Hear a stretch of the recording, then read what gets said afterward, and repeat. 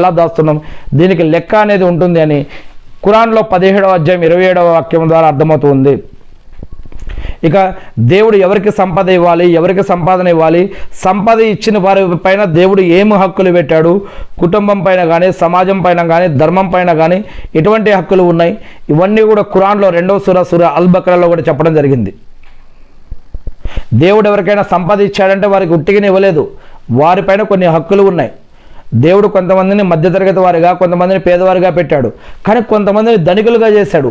ఎందుకు ధనికులుగా చేశాడు అంటే వారికి దేవుడు కొన్ని హక్కులు పెట్టాడు. ఆ హక్కులు కనుక నెరవేర్చకపోతే వారిని ప్రళయం రోజు పట్టుకోవడం జరుగుతుంది. ఆ హక్కులు ఏమిటో కూడా ఖురాన్ మరియు హదీసులో చెప్పబడ్డాయి. ఇక వ్యాపారంలో అబద్ధాలు, అసత్యం, మోసం చేసి వ్యాపారం చేయకూడదు అని, అలా గనక చేస్తే మన యొక్క వ్యాపారంలో కానీ, సంపదలో కానీ, సంపాదనలో కానీ, ఆరోగ్యంలో కానీ అనేక రకాల సమస్యలు వచ్చే అవకాశం ఉంటుంది.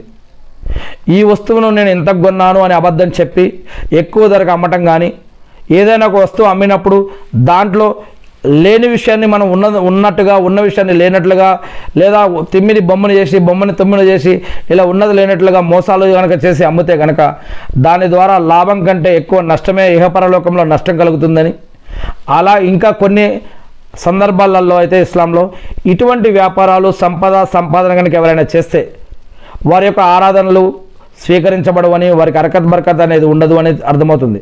అందుకే మీరు గమనించవచ్చు, ఈ యొక్క ప్రపంచంలో, సమాజంలో కొంతమంది కొన్ని లక్షల కోట్లు పెట్టినా కూడా వారికి కొన్ని అనారోగ్యాలు అలానే ఉంటాయి.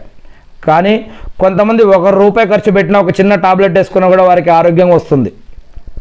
లేదా కొంతమంది చిన్న ప్రార్థన చేసుకున్నా కూడా కొంత స్వస్థత జరిగిపోతుంది. అంటే అందుకే మనం నీతిగా, నిజాయితీ అనేది చాలా ఇంపార్టెంట్ అన్నమాట.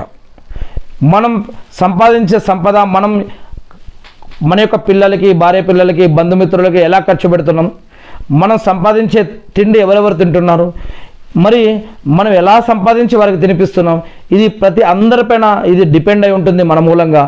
అందుకని మనం నిజాయితీగా సంపాదిస్తేనే అది దేవుడి వద్ద స్వీకరించబడుతుంది. అక్రమంగా, అన్యాయంగా సంపాదించితే మరి దాని యొక్క ప్రతిఫలం కూడా అలానే ఉంటుంది ఇహలోకంలో, పరలోకంలో అని ఇస్లాం తెలియజేస్తూ ఉంది.